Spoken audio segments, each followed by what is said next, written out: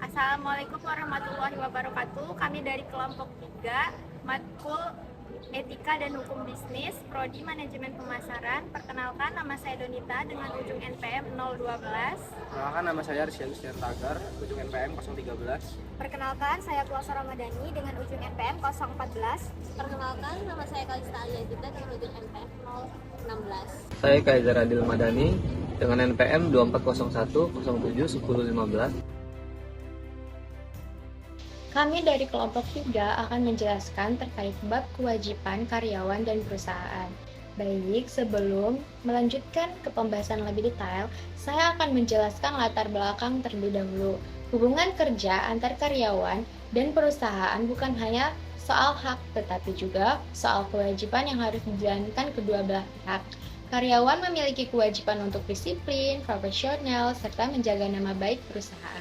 Sementara itu, perusahaan berwajib memberi gaji yang layak, perlindungan kerja, serta kesempatan berkembang bagi karyawan. Jika salah satu pihak mengabaikan kewajibannya, maka hubungan kerja bisa menjadi tidak seimbang dan berdampak pada turunnya motivasi maupun produktivitas. Karena itu, pentingnya untuk memahami dan melaksanakan kewajiban masing-masing, agar tercipta hubungan kerja yang harmonis dan berkelanjutan. Kewajiban karyawan terhadap perusahaan. Yang pertama itu disiplin kerja. Karyawan itu wajib datang tepat waktu dan mematuhi semua aturan perusahaan agar operasional perusahaan itu tetap berjalan lancar dan tercipta lingkungan kerja yang tertib. Yang kedua itu ada loyalitas, menjaga nama baik perusahaan dengan sikap dan tindakan positif sehingga reputasi perusahaan itu tetap terjaga di mata pelanggan dan mitra bisnis perusahaan. Yang ketiga itu ada produktivitas, yaitu memberikan kinerja terbaik sesuai tugas dan tanggung jawab untuk mencapai target perusahaan dan mendukung pertumbuhan bisnis yang lebih baik. Yang keempat adalah kejujuran, menghindari kecurangan seperti tindakan korupsi atau manipulasi data agar tercipta budaya kerja yang transparan dan dapat dipercaya. Yang kelima itu ada kerjasama, mendukung tim dengan tujuan perusahaan dengan sikap saling membantu dan komunikasi yang baik demi keberhasilan bersama. Dan selanjutnya itu ada materi tentang mengenai kewajiban perusahaan terhadap karyawan. Yang pertama, perusahaan itu wajib membayar gaji tepat waktu. Perusahaan itu wajib membayar gaji tepat waktu sesuai kontrak kerja agar karyawan itu merasa dihargai dan termotivasi. Yang kedua, itu ada perlindungan hukum dan keselamatan kerja. Perusahaan memberikan jaminan perlindungan hukum dan memastikan lingkungan kerja itu aman untuk menjaga kesejahteraan karyawan. Yang ketiga itu ada tidak melakukan diskriminasi. Perusahaan itu harus menciptakan lingkungan kerja yang adil tanpa diskriminasi berdasarkan gender, agama, ataupun suku. Yang keempat ada menyediakan fasilitas kerja yang layak. Fasilitas seperti komputer atau alat pelindung diri, APD, dan ruang kerja yang nyaman penting untuk mendukung produktivitas karyawan. Yang kelima itu ada kesempatan karir, yaitu memberikan peluang terhadap karyawan melalui pengembangan karir, melalui promosi dan rotasi jabatan agar karyawan itu dapat berkembang dan berkontribusi lebih baik terhadap perusahaan. Di sini saya akan menjelaskan tentang hak karyawan dan hak perusahaan. Saya akan menjelaskan tentang hak karyawan terlebih dahulu. Yang pertama itu ada hak atas perlindungan dan keselamatan kerja. Karyawan berhak bekerja dalam lingkungan yang sehat dan mendapatkan perlindungan dari risiko kecelakaan maupun penyakit saat bekerja. Yang kedua, itu ada hak cuti. Karyawan memiliki hak atas cuti sesuai ketentuan undang-undang, misalnya cuti sakit, cuti melahirkan, atau libur tahunan. Yang ketiga, ada hak mendapatkan pengembangan diri dan pelatihan. Perusahaan wajib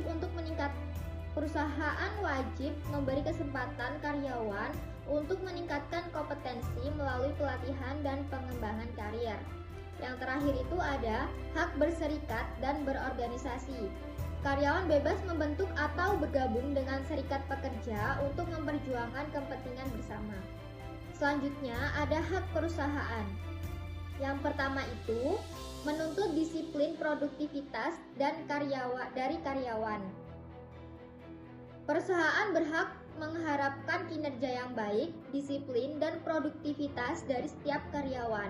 Yang kedua, memberikan evaluasi, teguran atau sanksi bila ada pelanggaran. Yang ketiga, menjaga rahasia perusahaan seperti data konsumen, strategi bisnis, dan lain-lain. Yang terakhir, menerapkan aturan internal untuk menjaga keberlangsungan usaha.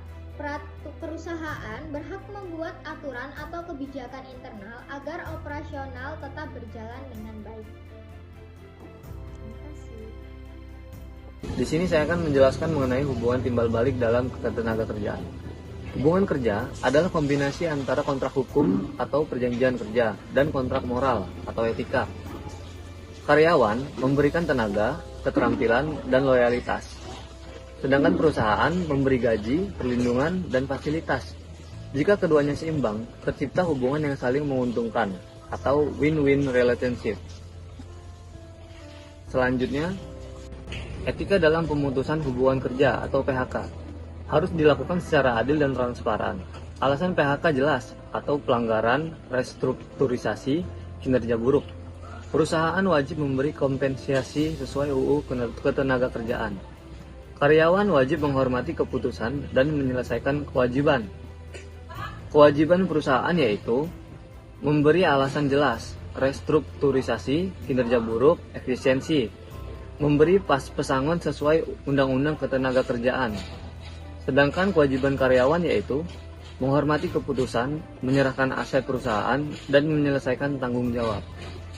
Karyawan juga wajib menghormati keputusan, menyerahkan aset perusahaan, dan menyelesaikan tanggung jawab.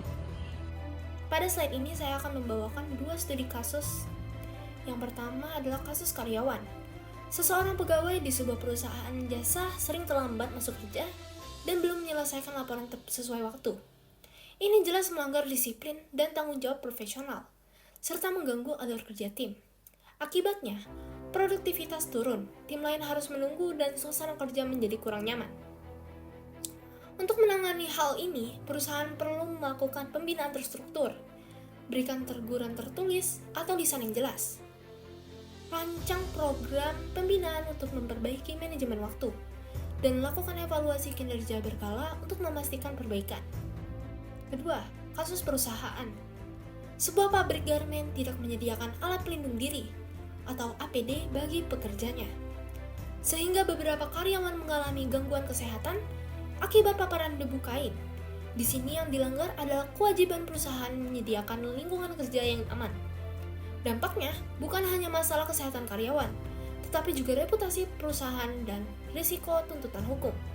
Solusi jangka pendek adalah segera menyediakan APD dan melakukan pemeriksaan kesehatan.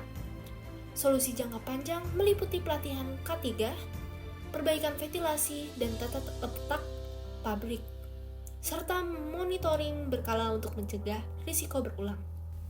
Kesimpulannya, kedua studi kasus menunjukkan pentingnya penegakan disiplin individu dan pemenuhan kewajiban keselamatan oleh perusahaan. Fokus pada pencegahan dan pembinaan akan menyelesaikan masalah sekaligus menurunkan risiko jangka panjang. Terima kasih. Sebagai penutup, dapat kita simpulkan bahwa kewajiban karyawan dan perusahaan saling melengkapi. Karyawan harus bekerja dengan disiplin, profesional, berintegritas, serta perusahaan wajib memberikan hak, perlindungan, dan lingkungan kerja yang kondusif. Apabila kedua pihak menjalankan kewajiban dengan baik, maka hubungan kerja akan harmonis, produktivitas meningkatkan, dan tujuan bersama dapat tercapai. Jika hubungan kerja sehat, bukan hanya soal menuntut hak, tetapi juga bagaimana kita menyampaikan kewajiban. Terima kasih. Baik, sekian presentasi yang dapat kami jelaskan. Bila ada salah, kami mohon maaf. Wassalamualaikum warahmatullahi wabarakatuh.